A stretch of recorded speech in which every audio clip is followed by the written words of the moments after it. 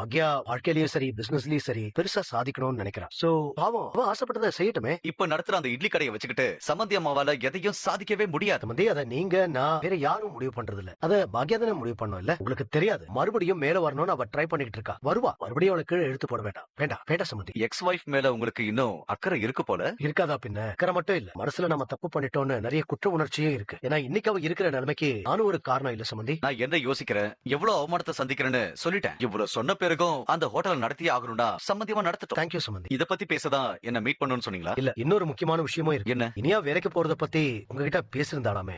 ஆமா, முன்னாடியே பேசியிருந்தா. நான் இமிடியேட்டா வேணாம்னு சொல்லிட்டேனே. கல்யாணத்துக்கு அப்புறம் கூட வேலைக்கு போகணும்னு இனியா ஆசைப்பட்டா. சம்பந்தி சம்பந்தி நம்ம அதை ஆரம்பத்திலேயே பேசிட்டோமே. ஆமா பேசியிருந்தோம் சம்மந்தி. அப்ப எங்களுக்கு ஓகேன்னு தோணுச்சு. ஆனா இப்போ வேண்டான்னு தோணுது. என்ன காரணம்? சம்மந்தி இட்லி கடை வச்சிருக்காங்க. இப்ப மருமகளும் 1000-15,000 சம்பளத்துக்கு வேலைக்கு போனா எல்லாரும் என்ன பத்தி என்ன நினைப்பாங்க? சம்பந்தி இனியா அவளுடைய பேஷனுக்காக தான் வேலைக்கு போறா. பேஷனுக்காக வேற ஏதாவது வேணும்னா பண்ணட்டும், வேலைக்கு போக வேண்டாம். நீங்க சொன்ன ஒரு விஷயத்த நான் கேட்டேன்ல, அப்போ நான் சொன்ன ஒரு விஷயத்தையும் நீங்க கேட்கணும்ல. அதுதானே முறை. சம்பந்தி அதுக்கும் இதுக்கும் எப்படி? சரி இதை விடுங்க, அதெல்லாம் போட்டோம். இவ்வளவு சொத்து இருக்கு, இவ்வளவு பணம் இருக்கு, அது எல்லாத்தையும் மீறி குடும்ப கௌரவத்தை கால்ல போட்டு மிதிச்சுக்கிட்டு வேலைக்கு போயே தீர்வேன்னா இனியா போட்டோம். சம்பந்தியமா பண்றது நேரடியா எங்க குடும்பத்தை பாதிக்க, ஆனா இனியா பண்ற வேலைகள் ரொம்ப டைரக்டா பாதிக்கும். அப்புறம் அது இனியாவுக்கே எனக்கு இன்னொரு மீட்டிங் இருக்கு, அது முடிய ஒரு 1/2 hour ஆகும். இங்க வீட்லயே தான் அதை முடிச்சிட்டு வந்து பேசட்டுமா? நீங்க உட்காருங்க. பேச வேண்டியதெல்லாம் பேசிட்டேன், கிளம்புறேன். சரிங்க சம்பந்தி, பார்க்கலாம். ஆ. நான் அவசரமா போய் ஆகணும்.